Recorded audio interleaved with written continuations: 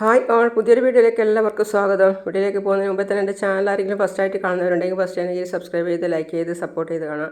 അപ്പോൾ കിരൺ മനുവിനോട് പറയാണ്, നോക്കടാ നോക്ക്, കൺകുളിർക്കേക്കാണ് ഇതാ CCTV ദൃശ്യമാണിത്. അതായത് എൻ്റെ വീട്ടിൽ നിന്ന് ഞാൻ ഒരു ഭാഗം വെച്ചത് നിങ്ങളുടെ വീട്ടിലേക്ക് വേണ്ടിയാണ്. അത് അവിടെ വരുന്നതും പോകുന്നതും അവിടെ നടക്കുന്നതും ഒക്കെ അറിയാൻ വേണ്ടിയിട്ടാണ്. അപ്പോൾ ഈ ദൃശ്യം നീ ഒന്ന് നോക്ക്. കാറ് വരുന്നതും അവിടെ നടക്കുന്ന കാര്യങ്ങളും ഒക്കെ ഇതിലുണ്ട്. എൻ്റെ വീട് സരയുവിൻ്റെ വീടിൻ്റെ ഓപ്പോസിറ്റ് അല്ലേ? അപ്പം ഞാൻ ക്യാമറ വെച്ചത് നിൻ്റെ വീട്ടിൽ എന്തൊക്കെ നടക്കുന്നുണ്ട് എന്നറിയാൻ വേണ്ടിയിട്ട് തന്നെയാണ്. അവിടെ ആരൊക്കെ വരുന്നു എന്നറിയാൻ. നോക്കടാ നോക്ക്, കാറ് വരുന്നതും അതിനുശേഷം ചെയ്യുന്ന കാര്യങ്ങളൊക്കെ നോക്ക്. പിന്നെ മനുവിൻ്റെ കയ്യിൽ നിന്നും ഫോൺ വാങ്ങി കിരൺ വണ്ടിയിലേക്ക് വെക്കാൻ വേണ്ടി പോയി. ആ സമയത്തിന് പിന്നെ മനു അവിടെ നിന്നാൽ രക്ഷപ്പെടാൻ പറ്റില്ല എന്ന് കരുതി ഒറ്റ ഓട്ടം വെച്ച് കൊടുത്തു. അതിൻ്റെ പിന്നാലെ തന്നെ കിരണും ഓടുകയാണ്. രണ്ടുപേരും നന്നായിട്ട് ഓടുകയാണ്. നിക്കടാ അവിടെ എന്ന് കിരൺ ബേക്കെന്ന് പറയുന്നുണ്ടെങ്കിലും മനോഹർ ഒന്നും ശ്രദ്ധിക്കാതെ ഒറ്റ ഓട്ടാണ്, വെച്ചടി ഓട്ടാണ്. ഓടി ഒരു വലിയ ബിൽഡിങ്ങിൻ്റെ അകത്താണ് അവർ എത്തിപ്പെട്ടത്. കിരൺ അതിനകത്ത് കയറിയിട്ട് എടാ എന്ന് വിളിച്ചിട്ട് പലയിടത്തും അന്വേഷിക്കുകയാണ്. പക്ഷെ കണ്ടിട്ടില്ല. മനോഹർ അതിവിദഗ്ധമായി ഒളിച്ചിരിക്കുകയാണ്. മനു പിന്നെ കാണുന്നത് കിരൺ ഒഴിവാക്കിയിട്ട് സ്റ്റെപ്പ് ഇറങ്ങിയിട്ട് പോകുന്നതാണ്. മനു ആശ്വാസമായി എന്ന് ചിന്തിച്ചിട്ട് മെല്ലെ സ്റ്റെപ്പ് ഇറങ്ങി പോകാൻ വേണ്ടി പോവാ. മനു അപ്പുറം ഇപ്പുറമൊക്കെ നോക്കി മെല്ലെ നടക്കുകയാണ്. അപ്പോഴേക്കും കിരൺ കാൽ വെച്ച് വീഴ്ത്തി. കിരൺ ആരാ മോനെ? കാൽ വെച്ച് വീഴ്ത്തി അവനെ അവിടെ വീഴ്ത്തിയതിന് ശേഷം പിന്നെ അടി തുടങ്ങി. കിരണിൻ്റെ ദേഷ്യം തീരുവോളം മനുവിനെ അടിക്കുകയാണ്. മനുവിൻ്റെ തലയൊക്കെ ഭിത്തിയിൽ ഇട്ടടിക്കുകയാണ് കിരൺ. പിന്നെ മനു പറയാണ്, ഞാൻ നിരപരാധിയാ സാർ, ഞാൻ നടന്നത് എന്താണെന്ന് പറയാം. അപ്പോഴാണ് കിരൺ അവൻ്റെ പിടിവിട്ടത്. പിന്നെ മനു ഉണ്ടായ സംഭവങ്ങളൊക്കെ പറയാണ്. അതായത് ഷാരി തള്ളിയിട്ടതും തലയടിച്ചതും ബോധം പോയതും പിന്നെ കൊണ്ടുപോയി വഴിയിൽ കിടത്തിയതും ഒക്കെ പറയാണ്. ഇതാണ് സത്യം. ഉണ്ടായ സംഭവങ്ങളൊക്കെ പറഞ്ഞു കൊടുത്തതിന് ശേഷം മനു പറയാണ്, ഇതാണ് സാർ സത്യം. സത്യം എന്തായാലും ശരി, മരിച്ചു എന്ന് വിശ്വസിച്ചല്ലോ നീ അവരെ വഴിയരികിൽ തള്ളിയത്. ഇത്തിരി പൾസുണ്ടായ അവരെ നീ കൃത്യസമയത്ത് ഹോസ്പിറ്റലിൽ എത്തിച്ചിരുന്നെങ്കിൽ നിന്നെ ഞാൻ വെറുതെ വിടുമായിരുന്നു. പക്ഷേ ഇപ്പം നീ ചെയ്യുന്ന എല്ലാ പാവങ്ങൾക്കും ചെറിയ ശിക്ഷ തന്നേ പറ്റൂ. ഇടക്കിടക്ക് നിനക്കത് വേണം എന്ന് പറഞ്ഞ് കിരൺ വീണ്ടും അടി തുടങ്ങിയിരിക്കുകയാണ്. വീണ്ടും കിരൺ അവനെ വെറുപ്പ് തീരുവോളം അടിച്ചു. അയ്യോ മതി മതി മതി, ഇനിയനെ തല്ലരുത്, ഇനിയനെ തല്ലിയാൽ ഞാൻ ചത്തുപോവും. പോടാ എന്ന് പറഞ്ഞ് കിരൺ വീണ്ടും തള്ളിയിടുകയാണ്. എന്ന് പറഞ്ഞ് കിരൺ അവിടെ നിന്നും പോയി നേരെ ശാരിയെയാണ് വിളിക്കുന്നത്. ആൻറ്റി അല്ലേ, എനിക്ക് എത്രയും പെട്ടെന്ന് നിങ്ങളെ കാണണം.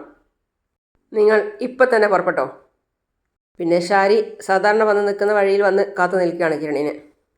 ഒരല്പസമയം അവിടെ നിൽക്കുമ്പോഴത്തേക്കും കിരൺ വന്നു.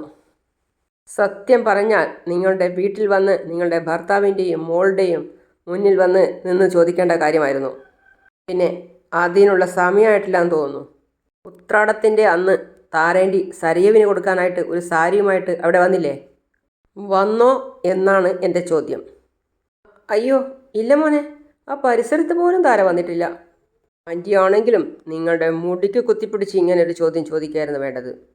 അല്ലെങ്കിൽ കാരണം നോക്കി തല്ലുക വേണ്ടത്. നിങ്ങളുടെ വീട്ടിൽ നടക്കുന്ന കാര്യം വ്യക്തമായി കാണാൻ വേണ്ടിയിട്ടാണ് എൻ്റെ വീട്ടിൻ്റെ മുമ്പിൽ ക്യാമറ വച്ചിരിക്കുന്നത്. ആ ക്യാമറ കണ്ണുകൾ സത്യം മാത്രമേ പറയൂ. അത് മാത്രമല്ല, ചോദിക്കേണ്ട രീതിയിൽ ഞാൻ മനോഹറിനോട് ചോദിച്ചിട്ടുണ്ട് കാര്യങ്ങളൊക്കെ. അവൻ എന്നോട് നടന്നതൊക്കെ പറയുകയും ചെയ്തു. താരാൻ്റിയെ തലക്കടിച്ച് വീഴ്ത്തിയല്ലേ? അയ്യോ മോനെ, സംഭവിച്ചതൊക്കെ ഞാൻ പറയാം. അവൾ സാരിയുമായിട്ട് വന്നിട്ട് മകളെ കാണണം എന്ന് പറഞ്ഞപ്പോൾ എത്രയൊക്കെയായാലും കാര്യങ്ങൾ അറിയുന്നത് വരെ ഞാനാണല്ലോ അവളെ പ്രസവിച്ച് മുന്നോട്ട് കൊണ്ടുപോകുന്നത്. ഇപ്പോഴും അവൾ എൻ്റെ മോളല്ല എന്ന് കരുതാൻ പറ്റുന്നില്ല. അതുകൊണ്ട് തന്നെ സാരി കൊടുക്കാൻ പറ്റില്ല എന്ന് പറഞ്ഞ് ഞാൻ അവളെ തള്ളിയിട്ടു. ആ സമയത്താണ് പിടിയും വലിയും ഉണ്ടായത്. ഞാൻ അവളെ പിടിച്ച് തള്ളിയപ്പോൾ അവളുടെ തല പോയി ഭിത്തിയിൽ അടിച്ചു. അവളുടെ ബോധം പോവുകയും ചെയ്തു. പൾസും നോക്കിയപ്പോൾ അത് കിട്ടാനില്ലായിരുന്നു. ഞാനാകെ പേടിച്ചുപോയി. ആ സമയത്താണ് അവളെ കൊണ്ടുപോയി റോഡരികിൽ തള്ളിയത്. അപ്പം നിങ്ങളുടെ ഭർത്താവും മോനും മരുമകനും മാത്രമല്ല, നിങ്ങളും ഒരു ക്രിമിനലാ അല്ലേ? സാഹചര്യം കൊണ്ട് സംഭവിച്ചു പോയതാ. എന്നെയും എൻ്റെ മോളെയും ഞങ്ങളെയൊക്കെ ഈ രീതിയിലാക്കിയ ഞങ്ങളുടെ അച്ഛൻ അവരെ മോൻ ക്രിമിനൽ എന്ന് വിളിച്ചു. പക്ഷേ മനുമോൻ പാവ. എന്നാലേ ആ പാവായ മരുമകൻ ഒരു 1.5 കിലോമീറ്റർ മുന്നോട്ട് പോയാൽ അവിടെയുണ്ട്. അവിടെ ചെന്ന് അവനെ പോയി ഒന്ന് കാണ്.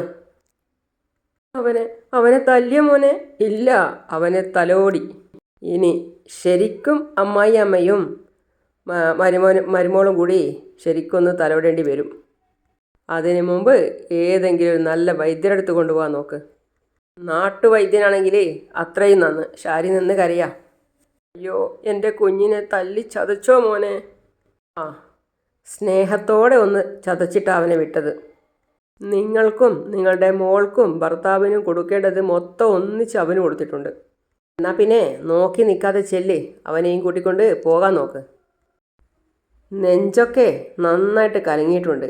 പെട്ടെന്ന് ചെന്നില്ലെങ്കിൽ പിന്നെ അവൻ്റെ ഡെഡ് ബോഡി ആയിട്ടുമായിരിക്കും നിങ്ങൾക്ക് പോകേണ്ടി വരിക. അങ്ങനെ നിങ്ങൾക്ക് മകളുടെ അടുത്തേക്ക് പോകാൻ പറ്റൂ ഡെഡ് ബോഡി ആയിട്ട്. പിന്നെ പെട്ടെന്ന് മരിക്കേണ്ടവനല്ല അവൻ. കൊല്ലാൻ വേണ്ടിയല്ല തല്ലിയത്. എന്നാലും ശാരി പറയാണ്, മോൻ്റെ കൈ തരിക്കുന്നുണ്ടെങ്കിൽ എന്നെ തല്ലിക്കോ. അല്ലെങ്കിൽ അവിടെ വിശാലമായ ഒരു ശരീരമുള്ള ഒരാളുണ്ട്, അറിയാലോ മോനെ, അങ്ങേര് തല്ലിക്കോ. ആ ശരീരം ഒരു മൈതാനാ. പക്ഷേ മനുമോനെ ഒന്നും ചെയ്യല്ലേ മോനെ. ഇതാണ് അവൻ്റെ കയ്യിലിരിപ്പെങ്കിൽ ക്രൂശിക്കല്ല, കൊല്ലും ഞാൻ അവനെ എന്ന് പറഞ്ഞ് അവൻ അവിടെ നിന്ന് പോയി. ശാരി വണ്ടിയിൽ നിന്നും കാണുകയാണ് മനുമോൻ പ്രാച്ചി വരുന്നത്. എന്നിട്ട് പറയാണ്, അയ്യോ നിർത്ത് മോനെ, നിർത്ത്, വണ്ടി നിർത്തടാ വണ്ടി. ശാരി റോഡ് ക്രോസ് ചെയ്തിട്ട് വരികയാണ്, വണ്ടിയൊന്നും വകവയ്ക്കാതെ. മോനെ മനുമോനെ. അപ്പോൾ അവൻ കണ്ടു. എന്നിട്ട് പറയാണ്, അമ്മേ, അയ്യോ എൻ്റെ കുഞ്ഞിന് ഇതെന്താ പറ്റിയേ? തല്ലി ചതച്ചു അമ്മേ അവർ എന്നെ. മനസ്സിലായി മോനെ, എല്ലാം മനസ്സിലായി. അയ്യോ, എൻ്റെ കുഞ്ഞിനെ ഈ പരുവാക്കിയല്ലോ. പെട്ടെന്ന് ഏതെങ്കിലും വൈദ്യനെ കൊണ്ടുപോയി കാണിച്ചില്ലെങ്കിൽ ശരിയാവില്ല. മോനെ എഴുന്നേറ്റ് നടക്കാൻ പറ്റില്ല. മോനെ വാ. ശാരി അവനെ താങ്ങി പിടിച്ചു കൊണ്ടുപോയി വണ്ടി കയറ്റി. അയ്യോ അമ്മേ, പതുക്കെ. പെട്ടെന്ന് വിട്, ഏതെങ്കിലും നല്ല നാട്ടുവൈദ്യന്മാരുടെ അടുത്തേക്ക് പോയിക്കോ. അത് പോരെ മോനെ? മതി.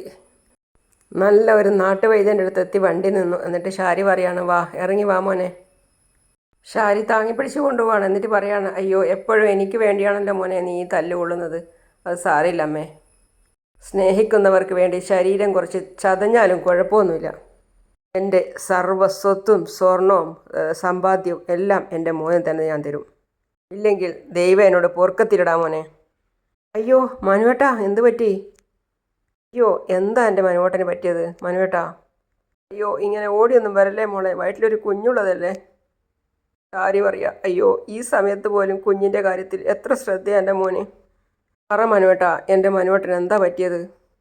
എന്താ പറ്റിയെന്ന് അറിയില്ല മോളെ, ഏതോ ഗുണ്ടകൾ ചേർന്ന് മനുമോനെ തല്ലിയതാ. എന്നിട്ടവർ എന്നെയാ വിളിച്ച് പറഞ്ഞത് തല്ലി കാറിലിട്ടിട്ടുണ്ടെന്ന്. പാവം, ഞാൻ ചെന്നപ്പോൾ ഇഞ്ചപ്പരുവായിട്ട് കാറിൽ കിടക്കുമായിരുന്നു. അയ്യോ, ആരാ മനുവേട്ടനെ തല്ലിയത്? ഞാൻ അറിയില്ല, ഞാൻ ഇതിനു മുമ്പ് അവരെ കണ്ടിട്ടില്ല. എനിക്കറിയാം, ആ ചന്ദ്രസേനൻ്റെ ആൾക്കാരായിരിക്കും. കിരൺ പറഞ്ഞിട്ട് അവൻ്റെ ഗുണ്ടകളെ കൊണ്ട് തല്ലിപ്പിച്ചതായിരിക്കും. ഒന്നും അറിയത്തില്ല എനിക്ക്. പുറമേ വലിയ പരിക്കൊന്നും ഇല്ലെങ്കിലും ഉള്ള ആകെ കലങ്ങിയിട്ടാണുള്ളത്. കാടൻ മുട്ടയിൽ കുരുമുളകിട്ട് പച്ചയ്ക്ക് കുറച്ച് ദിവസം കുടിക്കേണ്ടി വരും. അയ്യോ അമ്മ മനുവേട്ടനെ കൊണ്ട് നേരെ പോലീസ് സ്റ്റേഷനിൽ പോകാത്തത് എന്താ? അവിടെ പോയി കേസ് കൊടുക്കാത്തത് എന്താ? കേസ് കൊടുത്തിട്ട് എന്താ മോളെ പ്രയോജനം? സേനൻ്റെ ഗുണ്ടകളാണ് ചെയ്തതെങ്കിൽ പോലീസും ഗുണ്ടകളും ഒന്നും അവർക്കൊരു പ്രശ്നവുമല്ല. എന്ന് മാത്രമല്ല മോളെ, കോടതിയിൽ അവരെ കയറ്റിയതിനായിരിക്കും പിന്നത്തെ തല്ല്. അതെ. അതുകൊണ്ട് മോള് വെള്ളം ചൂടാക്കി ഒന്ന് പിടിച്ചു തന്നാൽ മതി. മോളെ, വൈദ്യർ കുറച്ച് മരുന്ന് തന്നിട്ടുണ്ട്, അതൊക്കെ കാറിലിരിക്കുക. മോള് മോനെയും കൂട്ടി അകത്തേക്ക് പോയിക്കോ. അമ്മ പോയിട്ട് മരുന്നെടുത്തിട്ട് വരാം.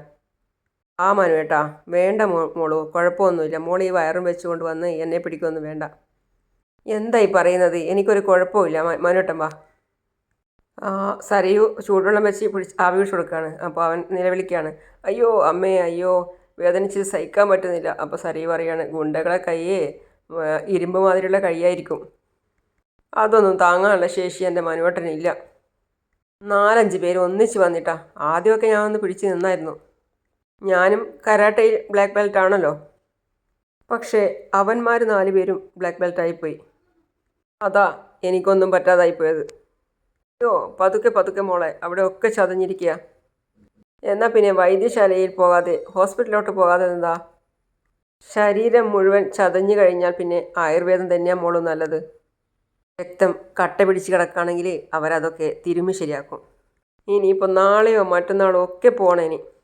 ഇത് കൊണ്ടാണ് ഞാൻ പറയുന്നത് നമുക്ക് ഈ നാട് ശരിയാവത്തില്ല എന്ന്. എത്രയും പെട്ടെന്ന് തന്നെ അമേരിക്കയിലേക്ക് പോകാമെന്ന്. അന്നേരം മനുവേട്ടൻ തന്നെയാണ് പറഞ്ഞത് പ്രസവം കഴിഞ്ഞിട്ട് പോകാമെന്ന്. അയ്യോ, ഓരോരോ കാരണങ്ങൾ കൊണ്ട് പോക്ക് വൈകിയില്ലേ മോളൂ. പിന്നെ നമ്മളെ കുഞ്ഞാണെങ്കിൽ വയറ്റിൽ കിടന്ന് വളർന്നുകൊണ്ടിരിക്കുന്ന സമയം. ആ സമയത്ത് ഫ്ലൈറ്റിൽ കയറി കഴിഞ്ഞാൽ അമ്മയ്ക്കും കുഞ്ഞിനും ശ്വാസം മുട്ടും. ആരോഗ്യമുള്ളൊരു കുഞ്ഞിന് വേണ്ടിയല്ലേ നമ്മൾ ഈ പെടാപ്പാടൊക്കെ പെടുന്നത്. ഷാരി പുറത്ത് നിന്ന് കേൾക്കുന്നുണ്ടല്ലോ, എന്നിട്ട് പറയാണ്, ഈശ്വര, എൻ്റെ കുഞ്ഞ് അവൻ്റെ കുഞ്ഞിന് വേണ്ടി എന്തെല്ലാമാണ് സഹിക്കുന്നത്. എൻ്റെ മനുവേട്ടാ, കാശുണ്ടെങ്കിൽ ആർക്കും എന്തു നടക്കും. എൻ്റെ മനുവേട്ടൻ്റെ കയ്യിലും കോടികളില്ലേ, അത് വെച്ച് മനുവേട്ടനും ഗുണ്ടകളെ വിലക്കെടുത്തൂടെ? എന്നിട്ട് അയലത്തുള്ളവനെയും അവൻ്റെ അച്ഛനെയും പഞ്ഞിക്കിട്ടൂടെ?